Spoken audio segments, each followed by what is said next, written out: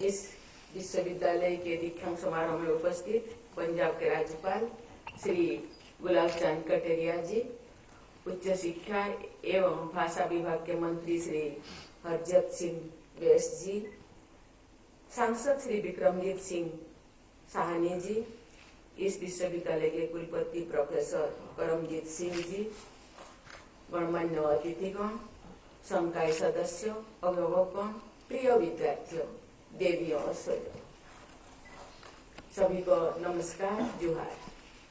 आज पवित्र शहर अमृतसर में आप सबके बीच उपस्थित होकर मुझे हार्दिक प्रसन्नता हो रही है।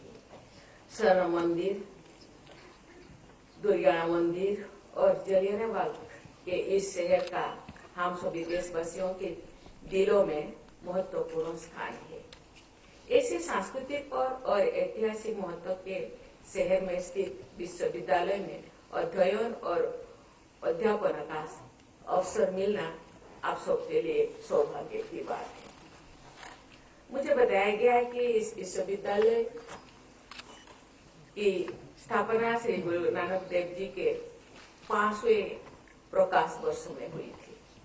गुरु नानक जी की शिक्षाएं और मूल्यों इस विश्वविद्यालय के मार्गदर्शन सिद्धांत है। गुरु नानक जी देव शिक्षाएं हमारी साझा धरोहर तथा उनके विचार और आदर्श पूरी मानवता को कल्याण का मार्ग प्रशस्त करते हैं। उन्होंने मानवता को नाम जपो, किरत करो और वर्ण छोपो का महामंत्र दिए थे। इसका अर्थ है ईश्वर का नाम जपो, ईमानदारी और मेहनत से अपना काम करो और जो आपके पास है दूसरों के साथ मिल बांट कर उसका उपयोग करो। उनके ये आदर्श लोगों को समाज के कमजोर वर्गों के प्रति संवेदनशील बनने और जन कल्याण के लिए कार्य करने के लिए प्रेरित करते हैं। उनके आदर्शों को अपने जीवन में ढालकर हम समाज में व्याप्त अनेक समस्याओं का समाधान प्राप्त कर सकते हैं। मुझे इस बात की प्रसन्नता है कि गुरु नानक देव विश्वविद्यालय उन महान संतों की शिक्षाओं और मूल्यों का अनुसरण करते हुए शिक्षा की ज्योति जला रहे हैं। गुरु नानक जी की जिन्हें महिलाओं को समाज में समान अधिकार देने की शिक्षा दी है, आज उपाधि और पदक पाने वाले विद्यार्थियों में मुझे बताया गया कि 90% बेटियां हैं, लेकिन आज तो मुझे लगता है 99% बेटियां ऊपर आए थे।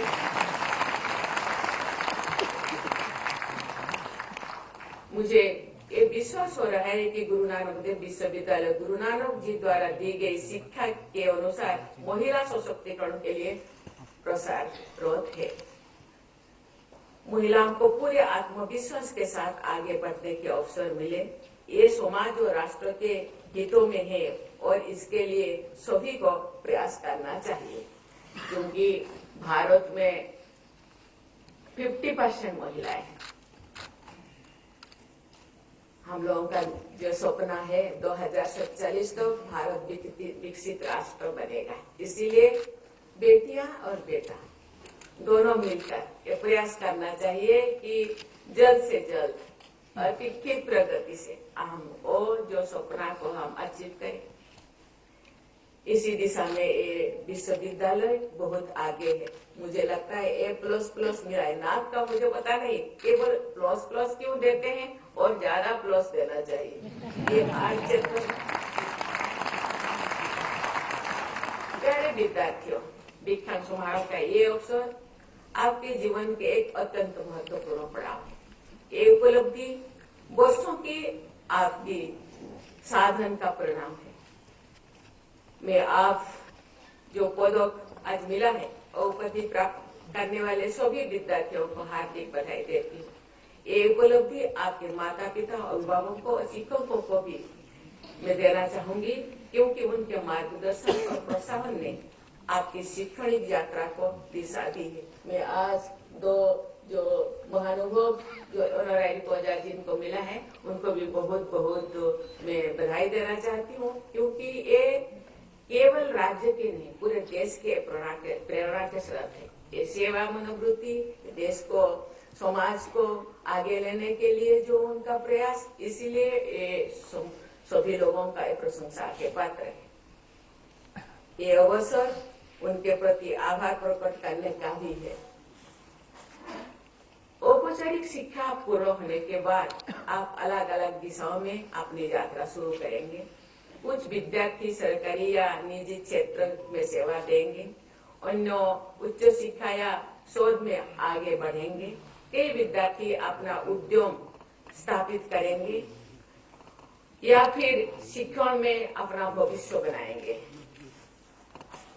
सभी क्षेत्रों में अलग अलग प्रकार की योग्यता और कौशल की आवश्यकता होती है, लेकिन कुछ गुण ऐसे हैं जो हर क्षेत्र में प्रगति के लिए समान रूप से आवश्यक और सहायक होते हैं।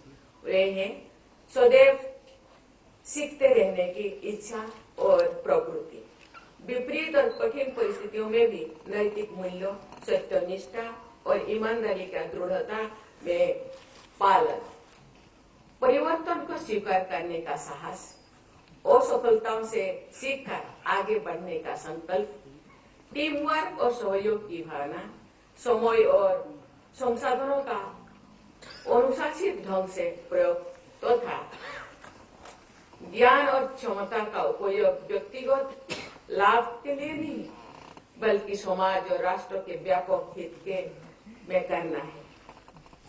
ये सभी गुण आपको केवल एक अच्छा प्रोफेशनल ही नहीं, बल्कि जिम्मेदार और संवेदनशील नागरिक भी बनाएंगे।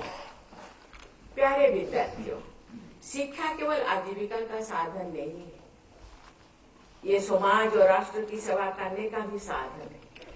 आपकी शिक्षा में समाज का भी योगदान है, जो आपके ऊपर एक ऋण है।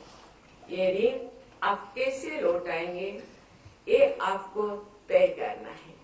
विकास यात्रा में आपसे पीछे रह गए लोगों को साथ लाने का आपका प्रयास एक अच्छा तरीका हो सकता है। कभी मुझे सिखाया गया है, जो बड़े बनते हैं, आगे बढ़ते हैं, वो ज्यादा बहादुरी का काम नहीं। आगे बढ़ने के बाद जो पीछे देखते हैं और पीछे रहने जो लोगों को आगे बढ़ाने के लिए प्रयास करते हैं, वो अच्छा मानव कहलाते हैं। पिछले एक दशक में भारत ने टेक्नोलॉजी डेवलपमेंट और एंटरप्रेन्योरशिप कल्चर के क्षेत्र में उल्लेखनीय प्रगति की है। आज एग्रीकल्चर से एआई तक और डिफेंस स्पेस तक उद्योग के अनेक अवसर युवाओं के लिए उपलब्ध हो रहे हैं। रिसर्च को बढ़ावा देकर इंडस्ट्री एकेडमिया सहयोग को मजबूत करके तथा सोशली रिलेवेंट इनोवेशन को प्रोत्साहित करके हमारे उच्च शिक्षण संस्थान इस प्रगति को और गति प्रदान कर सकते हैं। मुझे ये जानकर प्रसन्नता हो रही है कि इस विश्वविद्यालय का गोल्डन जुबली सेंटर पर एंटरप्रेन्योरशिप एंड इनोवेशन स्थानीय और क्षेत्रीय आर्थिक विकास का बढ़ावा देने हेतु कार्यरत है। इसीलिए मैं उनको बहुत बहुत बधाई देती हूँ। पंजाब एक कृषि प्रधान राज्य है। यहाँ कृषि व्यवसाय से में रिसर्च और इनोवेशन की अपार संभावनाएं।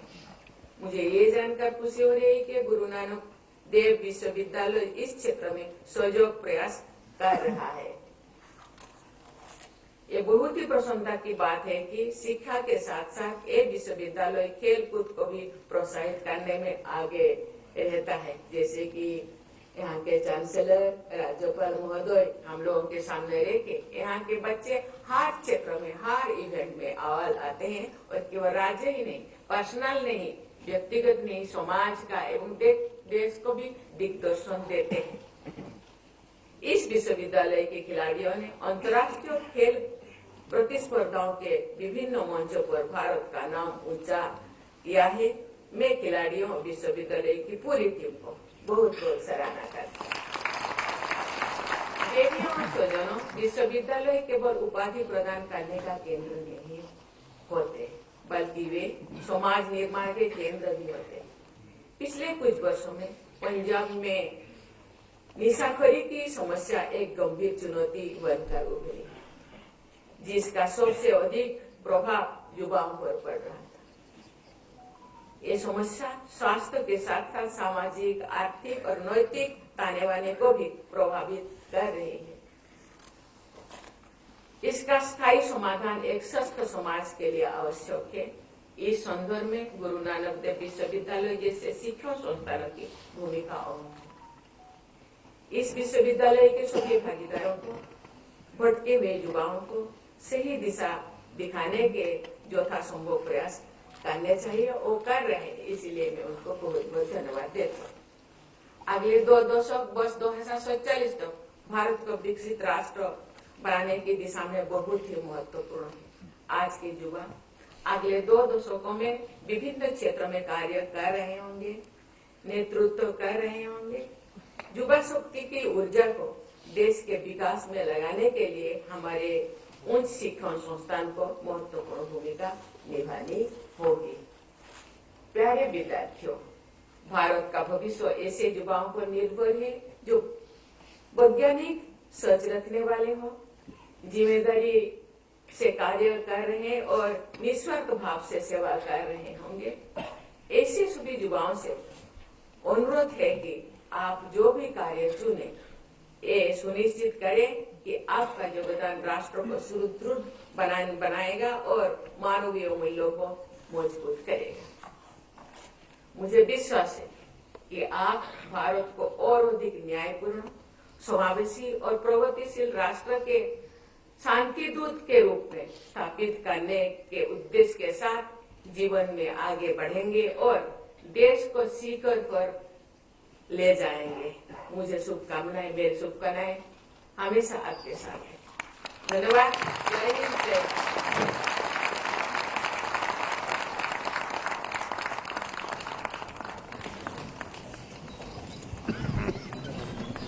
Now I request the guests, university staff and the participants to please stand up for the national anthem. After national anthem,